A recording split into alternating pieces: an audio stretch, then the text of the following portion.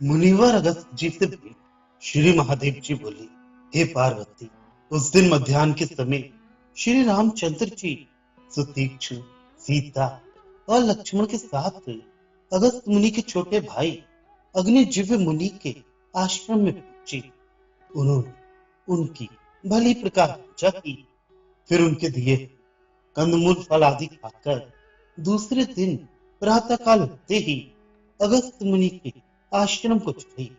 वह आश्रम समस्त ऋतुओं के फल और पुष्पों से परिपूर्ण, विविध वन्य पशुओं से सेवित तथा नाना प्रकार के पक्षियों से गुंजायमान नंदनवन के समान सुशोभित था। वह ब्रह्म ऋषियों और देव ऋषियों से सेवित था तथा उसके चारों ओर उन ऋषियों के आश्रम सुशोभित थे। इस प्रकार वह साक्षात दूसरे ब्रह्मलोक के समान जान पड़ता था।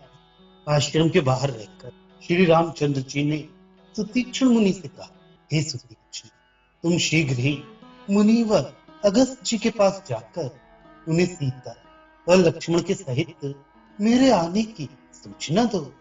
तब सुतीक्ष्ण, बड़ी प्रसन्नता की बात है, ऐसा के शीघ्रता से गुरु जी के आश्रम में गए।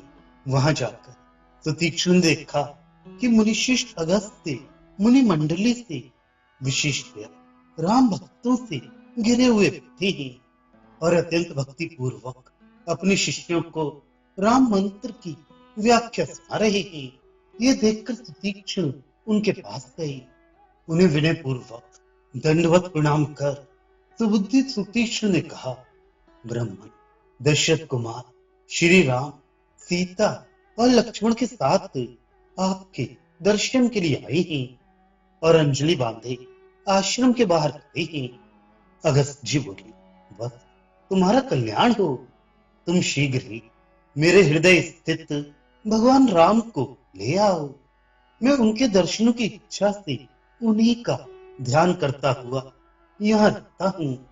ऐसा कह वे शीघ्र ही मुनियों के साथ उठकर स्वयं श्री रामचंद्र जी के पास आए और उनसे अत्यंत भक्ति पूर्वक बोले, हे राम, आइए, आपका कल्याण हो। आज बड़े भाग्य से आपका समागम हुआ है। आज का दिन सफल है। आज मुझे मेरे प्रिय अतिथि प्राप्त हुए हैं।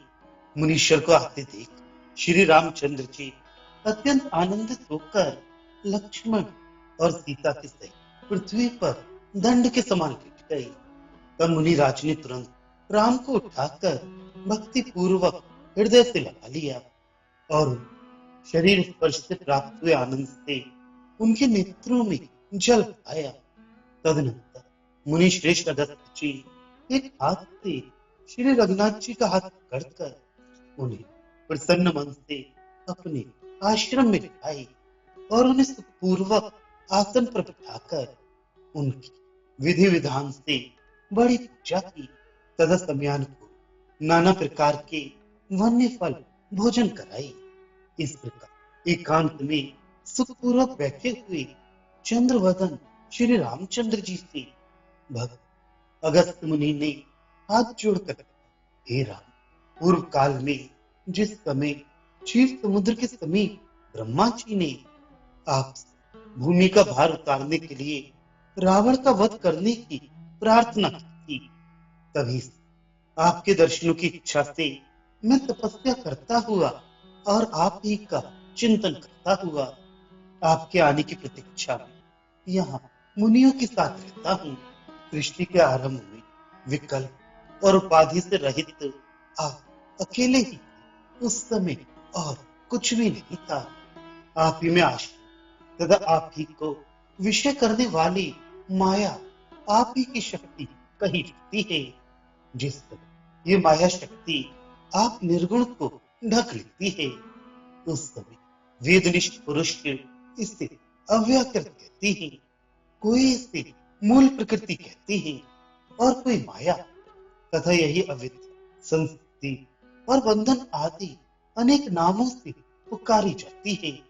आपके द्वारा क्षुभित होने पर इस शक्ति से महतत्व उत्पन्न होता है और महतत्व से आप ही की प्रेरणा से अहंकार प्रकट हुआ है।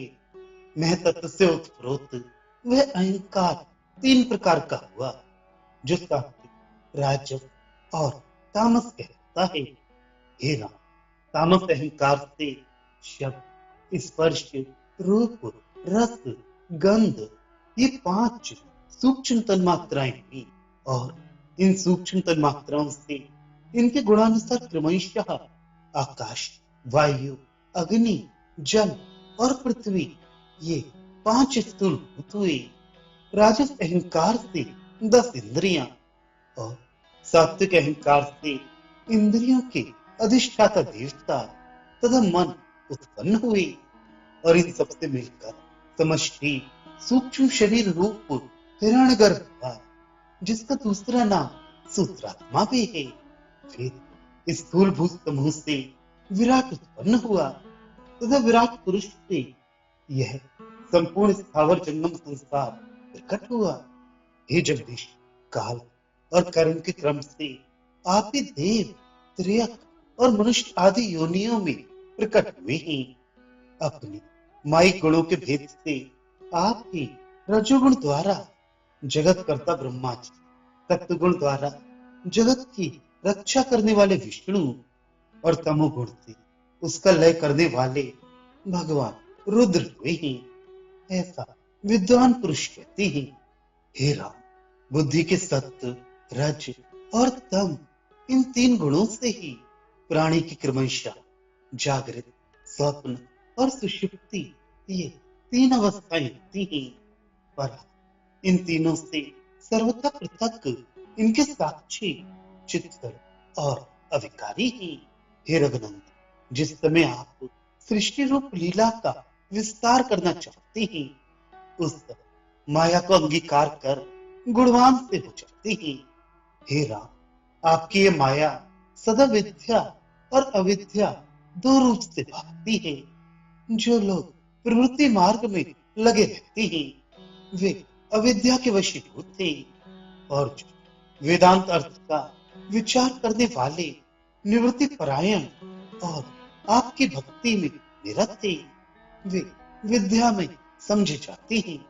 इनमें जो अविद्या के वशीभूत थे, वे सदा जन्म मरण रूप संसार में फंसे रहते हैं और जो विद्याभ्यासी हैं, वे ही नित्य भक्त हैं। संसार में जो लोग आपकी भक्ति में तत्पर और आप ही के मंत्र की उपासना करने वाले होते हैं, उन्हीं के अंतःकरण में विद्या का प्रादुर्भाव होता है और किसी को नहीं।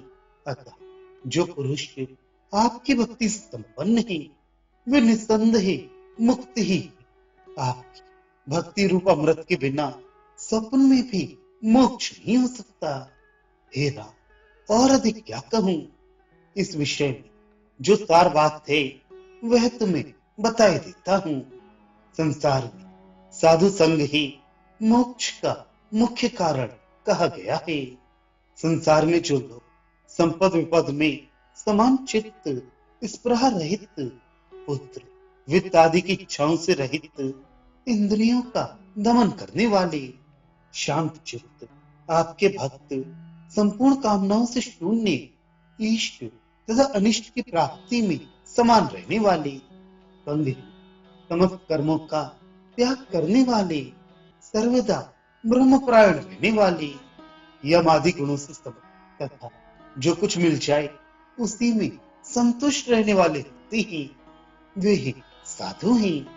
जिस समय ऐसे साधु पुरुष का संग होता है, तो आपके कथा श्रवण में प्रेम हो जाता है।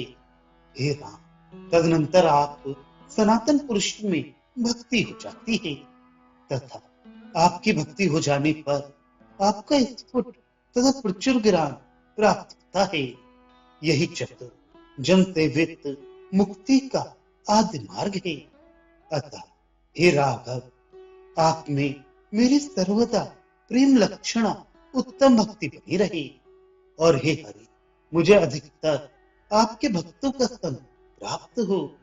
हे नाथ, आज आपके दर्शनों से मेरा जन्म सफल हो गया।